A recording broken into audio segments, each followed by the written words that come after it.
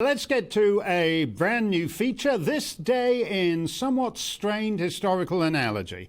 I see that 300 years ago, 17th December 1721, the Earl of Scarborough died. If you have difficulty keeping your Earls of Scarborough straight, this would be the first Earl, Richard Lumley. Here he is. Let's take a look. What fabulous hair. I love big hair. He should have been in Dynasty in the 80s, or maybe Dallas. Viscount Lumley, as he then was, is best known for being one of the seven fellows who wrote to William of Orange, urging him to invade England immediately and topple its worthless ruler. If you're a North Shropshire Tory, you may be feeling a little bit like that yourself. But where do you send that letter? Who's going to play William of Orange in this scenario?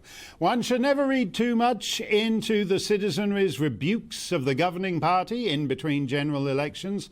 For my own part, I'm always wary of Lib Dem by-election victories. That's just parking your vote with a party that exists for few other purposes. If you really want to shove it up a useless government, I prefer the Nigel Farage model of 2019. Form a new single-issue Brexit party a couple of weeks before the 2019 European elections and drive the Tories to their worst results since, basically their worst results since the first Earl of Scarborough was kicking around. Nigel ended Theresa May's premiership and delivered the party to Boris Johnson, who appropriated the single issue and ran his campaign on Get Brexit Done, because until we get Brexit done, we can't do anything else. 3 years on, it's a bit like that with COVID, don't you find? Get COVID done, because until we get COVID done, we can't do anything else. You might think it is, in fact, done, save for the world going to Beijing and demanding reparations. But for some reason, Boris is holding a cobra. Ooh, cobra. He's holding a cobra, so it must be important and scary. He's holding a cobra on Omicron. Let's strain the historical analogy a bit further. Lord Lumley and his pals believed that James II's son was supposititious. That's to say, a fraudulent heir introduced into the nursery to save the house. Supposititious. I believe it's the same source as suppository.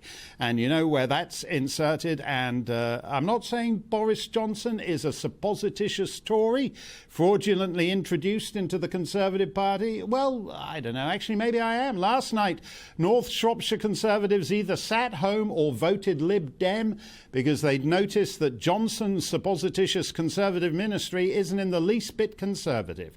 If you read him in The Spectator and The Telegraph for all those years, you may recall a zillion columns gung-ho for liberty and small government. He once wrote a piece about the Saskatoon berry from the Canadian prairies, which was briefly the subject of some control-freak Blairite UK ban. Quote from Boris: according to some bump I have from the Canadian High Commission, it is standard practice at all Canadian state banquets to sprinkle every course with Saskatoons. When one contemplates the volcanic energy of this century's great Canadians, from Mark Steyn to Conrad Black to Margaret Trudeau, one can only ascribe it to the Saskatoon-based national diet. Unquote. Hey, funny stuff. Back then, the Johnson column was a must-read, not for anything he said, but for the way he said it. Ah, the good old days. Still, one has to admire a chap whose attention to the heavy hand of state regulation extends even to the delightful Saskatoon berry. It's not quite so funny, though, when he gets into government and squeezes the populace to a degree no Saskatoon berry could begin to imagine. It's almost as if all those stirring paeans to liberty and small government at the Telegraph Group were the path of least resistance for an Etonian chancer on his way up through the Conrad Black Empire. Whereas now, ensconced at the heart of the bureaucratic state, with occasional side trips to schmooze Joe and Ankara at the G7, being hot for wind turbines and Omicron lockdowns is the path of least resistance.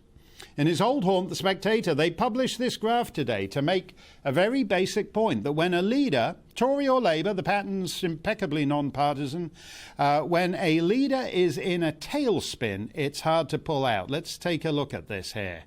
Where do we go? Yeah, that's at the beginning of the graph. That's Mr. Blair, the rock star. And look at how the rock star Blair, he managed to rally. He didn't get back to where he was, but he managed to partially rally. And then we have Gordon Brown. He just went down. Then we have David Cameron. He just went down and out. Then we have Theresa May, got taken out by Nigel's Brexit party in the Euro elections. And then we have Boris on the same grim trajectory. The issues are out there for any politician who wants to take them. Stopping the migrants, who are uniquely exempt from lockdown, for example, is popular with both the North Shropshire Tories and the Red Wall types.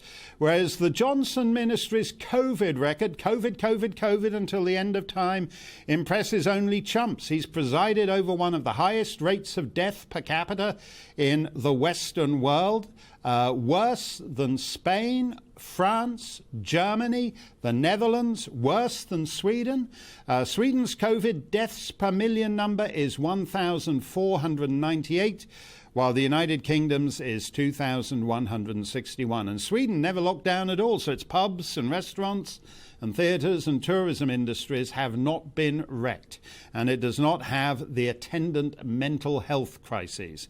Government Boris, in a way the old columnar Boris would have despised, mortgaged his regime to public health commissars who, when the final tally is known, are likely to have killed far more people through cancer and heart disease and strokes by turning the National Health Service into the National COVID Service and telling everyone else to take a number and we'll see you in 2023.